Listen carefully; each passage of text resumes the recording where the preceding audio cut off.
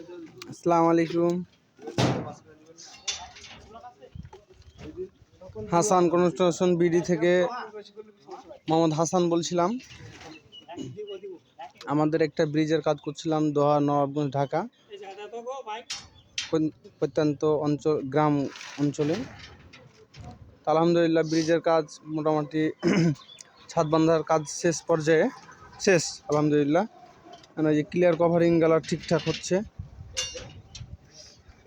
Rod তো সব ছাদে সব 16 মিলি রড দেওয়া হয়েছে, আর বিমে মোটামুটি চিকন রডই আছে 32 মিলি সব।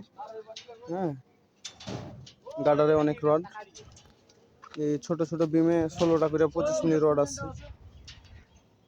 এইগুলো তো অনেক, সব 16 মিলি রড ডবল জালি। তো ব্রিজটা আছে 22 মিটার বাই 7 মিটার।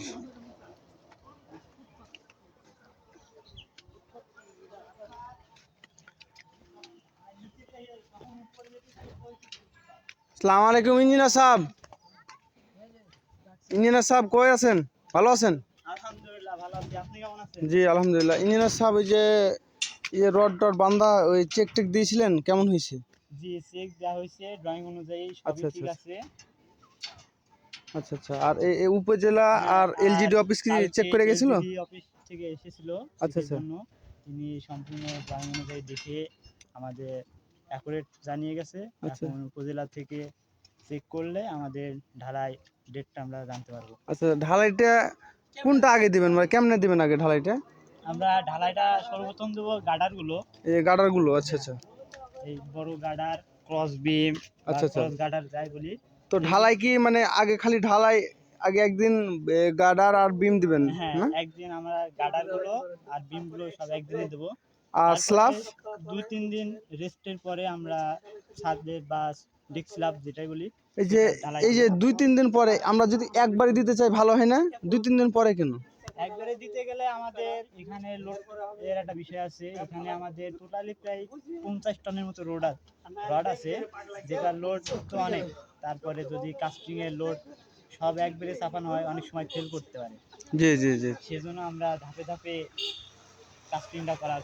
আর এটার নাম কি? এই যে উঁচু হয়ে আছে।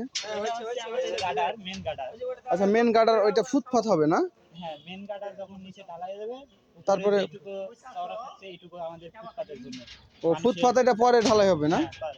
ছাদের পরে ফুটপাত হবে, তারপরে হুইল গার্ডার রেলিং যেটা। হ্যাঁ, আচ্ছা আচ্ছা আচ্ছা আচ্ছা। আর এই যে পাইপগুলো দিচ্ছে, এই যে কিসের জন্য পাইপ? এটা হচ্ছে ছাদে অনেক সময় মানে অতিরিক্ত বৃষ্টিপাতের জন্য পানি বাঁধে। এই পানি বাঁধা থেকে যাতে পার্শ্ববর্তী যখন মানুষ হেঁটে যাবে তাদের গায়ে গাড়ির চাকার সাপোর্টে যাতে পানি না পড়ে, পানিটা নিচে নামিয়ে নেওয়ার জন্য আমাদের রেন ওয়াটার পাইপটা ব্যবহার করা হচ্ছে। ঠিক আছে ঠিক আছে, থ্যাংক ইউ। তো আপনি ওই যে মামা, ওই যে ব্লক দিতেছেন কিসের জন্য? এটা কি দিতেছেন?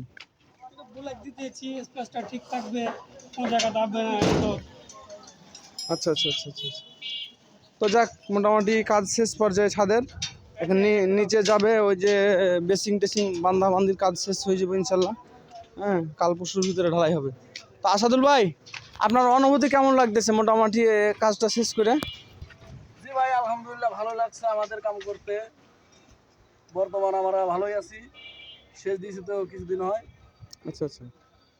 তো এই যে এত ঘন ঘন রড, প্রায় কত টন রড দিয়েছে আপনারা? প্রায় অনুমানিক 50 টনের মতন রড গেছে। এই ছাদে আর বিমে 50 টন? জি, এই 2000 স্কয়ার ফিটে সব মোট প্রায় 50 টনের মতন গেছে আর কি। 50 টন মানে 50,000 কেজি। জি, সর্বনাশ করেছে। মানে গ্রামগঞ্জে 2000 স্কয়ার ফিটে 10 তলা বিল্ডিং এর সমান রড লাগছে। হ্যাঁ, এখানে কি রড চুরি টুরি করছে নাকি? মানে ভাই, আমাদের কাজ কি আছে বর্তমান এসপার ডিজাইনে যা ছিল তাই হয়েছে না? জি জি, আমাদের আচ্ছা আচ্ছা আচ্ছা আচ্ছা।